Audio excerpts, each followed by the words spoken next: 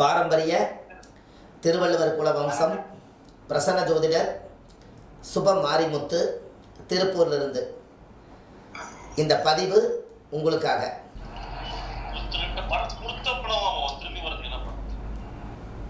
உங்களுக்கு கொடுத்த பணம் திரும்பி வரணுங்களா ஐயா? இந்த இழந்ததெல்லாம் மீண்டும் வர்றதுக்கு தான் விஸ்வாமுத்திர கோயிலுக்கு நம்ம கிளம்புறோங்க. தமிழ்நாட்டிலேயே வச்சு எல்லா கோயில்லையுமே சித்தர்கள் வந்து ஜீவசமாதி ஆயிருக்காங்க. எல்லா கோயில்லையுமே சித்தர்கள் யாக ஹோமங்கள் பண்ணியிருக்காங்க. கொங்கண சித்தர் வந்து கொங்கண சித்தரோட வேலையை என்னன்னு கேட்டிங்கன்னா, 800 வருஷமா ஊதியூரில் காங்கயம் பக்கத்தில் வட்டமலை பக்கத்தில் ஊதியூர் என்ற ஊர் உண்டு. அந்த ஊதியூரில் இப்போ என்ன அப்படின்னு கேட்டிங்கன்னா, அதாவது காங்கயம் பக்கத்தில் வட்டமலைங்கிற ஊருக்கு பக்கத்தில் பொன்னூதியூர் என்ற மலை உண்டு. அந்த மலையில் கொங்கண சித்தர் வந்து மலை உச்சியில் போய் ஒரு மிகப்பெரிய குகையில் 800 வருஷம் அவர் தவம் பண்ணுறார். எல்லாத்துக்கும் ஒரு தவம் பண்ணுறதுக்கு ஒரு பெரிய ஒரு சக்தி உண்டு. அவர் என்ன நினச்சி தவம் பண்ணுறாருன்னா, இந்த உலகத்தில் கொஞ்சம் காலத்துக்கு அப்புறம் மனிதர்களுக்கெல்லாம் வாழும் மனிதர்களுக்கு செல்வமும் புகழும் ரொம்ப முக்கியம். செல்வமும் புகழும் ரொம்ப முக்கியம். அதனால செல்வமும் புகழும் வேணும்னு 800 வருஷம் ஒரே மாதிரி தவம் பண்ணுறார். இந்த தவம் பண்ணின பவர் பயங்கரமான பவர். இந்த சக்தியெல்லாம் ஒரு 800 வருஷம் சேர்த்து வச்சு அந்த உடம்புக்கு இருக்கக்கூடிய வைப்ரேஷன் பவர்.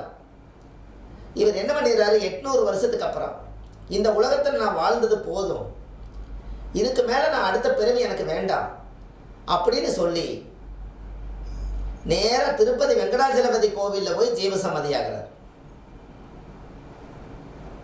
அப்போ இந்த வெங்கடாஜலபதி ஜீவசமாதி கோயிலுக்கு போன உடனே இப்போ வெங்கடாஜலபதி திருப்பதியில் என்ன பவர் அதிகமாக இருக்குதுன்னு சொல்லுங்க.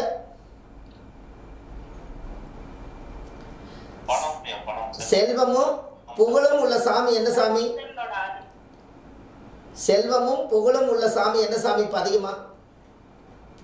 திருப்பதி. திருப்பதி. அப்ப திருப்பதியில செல்வமும் புகழும் உள்ள சாமி திருப்பதி ஆயிடுச்சு. இந்த திருப்பதிக்கு மூலாதாரமே கொங்கண சித்தர் போய் 800 வருஷம் பண்ணின தவத்தை கொண்டு போய் அந்த மண்ணில் உட்கார்ந்து தவநிலை அடைஞ்சு இந்த உடம்பை கொண்டு போய் அங்கே ஜீவசமாதி ஆனதுனால தான் அந்த மலைக்கே சக்தி வந்து அங்கே பணமும் புகழும் கொட்டுன்னு கொட்டுது. இப்போ தெரியுதா உங்களுக்கு?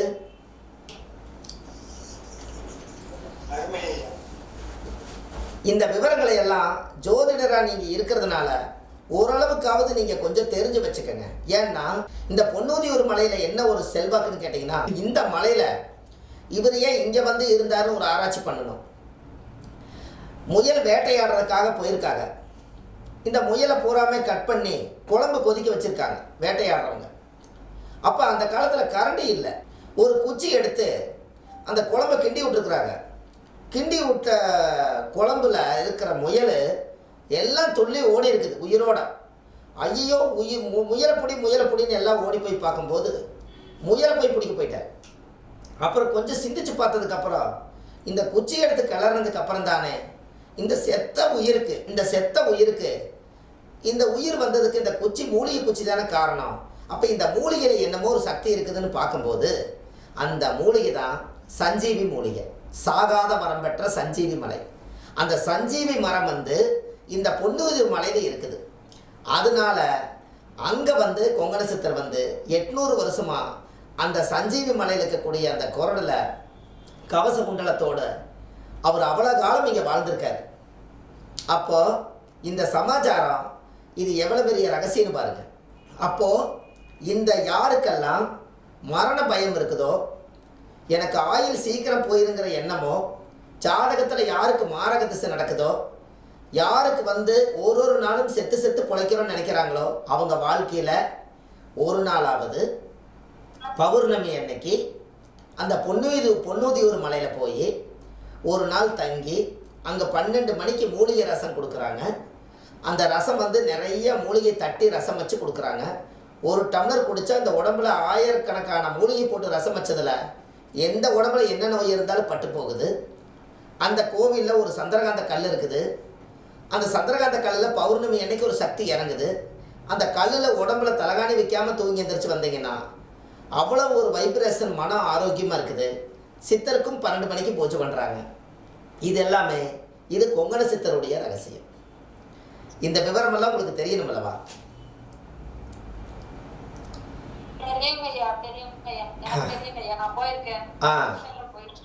ரொம்ப சந்தோஷம். இது எதுக்காக இது சொல்கிறேன்னா, அதாவது அந்த கொக்கென்று நினைத்தாயோ கொங்கணவான்னு சொன்னதுக்கு காரணமே, அவர் கொங்கண சித்தர் தவம் பண்ணிட்டு இருக்கும்போது கொக்கு ஆகி போயிடுச்சு. ஆகி போனோடனே பொசு இப்படின்னு அவர் பார்த்த உடனேயுமே கொக்கு பொசிஞ்சிருச்சு. பொசிஞ்சு கீழே விழுந்தோடனே அந்த கொக்கை எரிச்சு போட்டு அந்த கொங்கண சித்தர் நேராக வள்ளுவர் வீட்டுக்கு தான் போகிறார். இந்த வள்ளுவர் வீட்டுக்கு போய் வாசகி அம்மா கிட்ட போய் சாதம் கேட்க போகிறார். சாதம் கேட்க போன உடனே, பசிக்குதுமா யாசகம் கொடு அப்படின்னு கேட்க, அது உடனே வாசகி அம்மா சொல்லியிருக்குது, சாப்பாடு பொங்கித்தான் போடணும், அது வரைக்கும் நீ அவசரப்படாமல் இருன்னு சொல்ல. இவர் கோபம் பசியில் ஒரு முறைச்சிருக்காரு. முறைச்ச உடனே இந்த அம்மா கேட்டிருக்குது, கொக்கென்று நினைத்தாயா கொங்கணவா அப்படின்னு கேட்டிருக்குது. என்னடா அது, நாம் அங்கே கொக்கை எரிச்சது இந்த அம்மாளுக்கு எப்படி தெரியும்? என்ன வின் பவரு? அப்போ ஏதோ இந்த வீட்டில் ஒரு ரகசியம் இருக்குதுன்னு உட்கார்ந்து கவனித்து பார்க்கும்போது, வாசகி அம்மாவுடைய கணவர் தான் வள்ளுவர். அவர் தான் 1330 குறள் எழுதி உலகத்தை கொடுத்துருக்கார். இதை கேட்ட உடனே நம்ம ஒரு வள்ளுவர் வம்சத்தில் பிறந்துட்டு இப்படி வள்ளுவருமே நேரில் பார்த்தவர் கொங்கண சித்தர், அவரை பார்த்து நம்ம நேரில் பார்க்கலான்னு நான் கொங்கண சித்தர் மலைக்கு ஒரு 7 மாதம் பௌர்ணமிக்கு போயிட்டு வந்தேன்.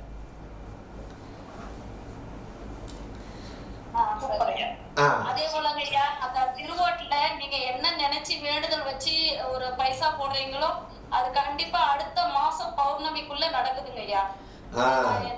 அனுபவத்துல கொண்டு வந்திருக்கேன் ஐயா. பாருங்க, இதுதான் இது எதுக்கோ நம்ம சொன்னோம். இந்த சித்தர்களை பத்தி சொல்லும் போது இதுக்கு முன்னாடி என்னமோ ஒரு சித்தர்களுக்காக கொங்கண சித்தரை கொண்டு வந்தோம். எதுக்காக நம்ம சொன்னோம் எதை ஞாபகம் இருக்கா யாராவதுக்கு?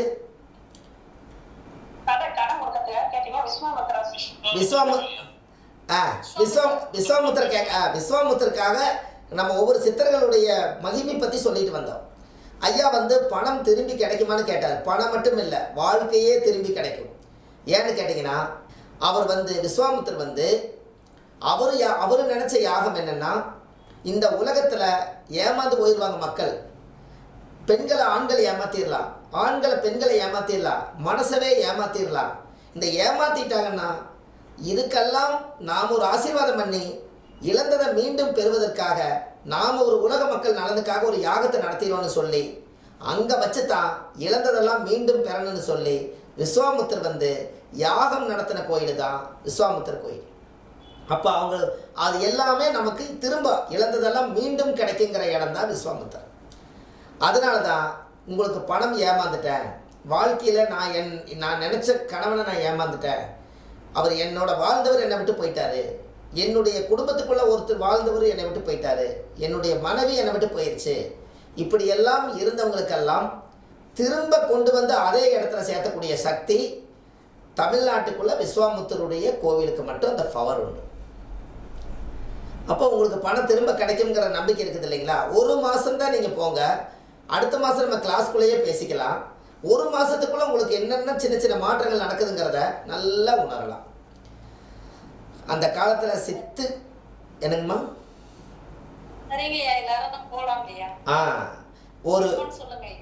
ஒரு ஜோதிடராக இருக்கக்கூடியவர்கள் மாதம் அமாவாசை அல்லது பௌர்ணமிக்கு ஒரு சித்தருடைய கோயிலில் போய், ஜீவசமாதி கோயிலில் போய் ஒரு நாள் நீங்கள் தலகாணி வைக்காமல் தூங்கி எந்திரிச்சு காலையில் சித்தரை கும்பிட்டு வந்தால் நம்ம உடம்புக்குள்ள அந்த சித்தர்களெல்லாம் புகுந்து நம்ம உடம்புல இருக்கக்கூடிய தீய சக்திகளெல்லாம் வெளியேற்றி அவங்க வாழ்க்கையில் ரொம்ப சிறப்பாக கொண்டு வருவாங்கிறது தான் ஆதிகால ரூலு. அப்போ நம்ம கண்டிப்பாக போகணுமா போகக்கூடாதா சொல்லுங்கள்? நம்மளுடைய முகம் ஆண்டவன் கொடுத்த முகம் எவ்வளோ வேணாலும் கருப்பாக இருக்கலாம், சிவப்பாக இருக்கலாம், மாநரமாக இருக்கலாம், அது நம்மளுக்கு தேவையில்லை. இந்த முகத்தில் ஒரு வைப்ரேஷன், ஒரு தேஜஸ், ஒரு பவர் வரணும்னா ஒரு கருவறைக்குள்ளே இருக்கக்கூடிய சக்தி நம்ம உடம்புக்குள்ளே வந்துட்டா அந்த சக்தியிலேருந்து நாம் வாழ்ந்த ஜோதிடர்களுக்கு நாம் ஒருத்தர் இப்படி தொட்டோம்னா அவங்க நல்லா இருக்கிறாங்கன்னு ஒரு ஆசீர்வாதம் நீங்கள் கொடுத்தா, ஒருத்தரை தொட்டு நீங்கள் ஆசீர்வாதம் பண்ணால் உங்களால் அந்த பவர் போய் அவங்களுக்கு ரீச் ஆகி அவங்களுக்கு எல்லா தோஷம் தரித்திரமெல்லாம் விலகி நம்ம சொன்ன வார்த்தைக்காக அவங்க நல்லா இருக்கோம்னா இந்த கையில் நம்ம நிறைய உடம்புக்குள்ளேருந்து சக்திகளை உருவாக்கி வச்சா தான் நம்ம ஒருத்தருக்கு ஆசீர்வாதம் பண்ணுறதுக்கு தகுதி பெற்றவராக வர முடியும். எப்படி? அது வேணும் பாருங்க. அது இல்லைன்னா உங்களுக்கு ரொம்ப சிரமத்தை கொடுத்துருமே. ஏன்னா அதெல்லாம் நீங்கள் தெரிஞ்சுக்கணுங்கிறதுக்காக நான் இந்த விஷயத்தை உங்களுக்கு சொல்கிறேன். அப்போ நம்ம அதிலிருந்து நம்ம கொஞ்சமாவது வெளியில் வரணும் இல்லையா? அதுக்காகத்தான் சொல்கிறேன். நீங்கள் நம்ம இன்னும் கொஞ்ச நாளில் உங்களை எல்லாத்தையுமே ஒரு தடவை நீங்கள் இல்ல ஒரு நாள் இரவு நம்ம வந்து சித்தர்களோட இடத்துல தங்கினாதான் அந்த வைப்ரேஷன் உள்ள வரும். அதுக்கு என்ன காரணம்னு சொல்லுங்க. அந்த ரகசியத்தை உங்களுக்கு சொல்லித்தரேன். ஓகே, நீங்களே சொல்லுங்க. நீங்க அதுக்கு என்ன காரணம்னு நல்லா நினைச்சுக்கங்க. அதாவது ஒரு சித்தர் போய் ஒரு இடத்துல போய் அவர் உட்கார்ந்து 700 வருஷம் 800 வருஷம் இங்கே தான் அப்படின்னு சொன்னா அந்த இடம் நல்லா தெரிஞ்சுக்கங்க. அந்த இடத்துல மண்ணில் யாருமே ஒரு 1000 அடி 2000 அடி 3000 அடி தூரத்துக்கு அவர் உட்கார்ந்த இடத்துலேருந்து ஒரு 1000 அடி 2000 அடிக்கு அந்த மண் மட்டும் புண்ணிய மண்ணாக இருக்கும். பாவங்கள் செய்யாத மண்ணாக இருக்கும். ரத்தப்பழி இல்லாத மண்ணாக இருக்கும். குழந்தைய புதைக்காத இடமா இருக்கும். இறந்தவங்களுக்கு சுடுகாடாக இருக்காது. அந்த இடத்துல உட்காந்து கெட்ட நாயம் பேசியிருக்க மாட்டாங்க. அங்கே காக்கா குருவி செத்துருக்காது. அங்கே முன்னோர்கள் எல்லாம் வந்து உட்கார்ந்து யாரையும் கொண்டு வந்து புதைக்க மாட்டாங்க. அங்கே புகை கட்டியிருக்க மாட்டாங்க.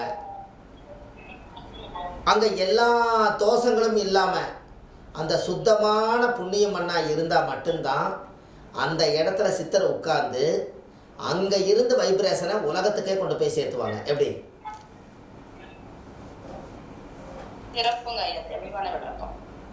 அப்போ நீங்கள் ஒரு கோயில் கருவறையில் ஏன் மணலை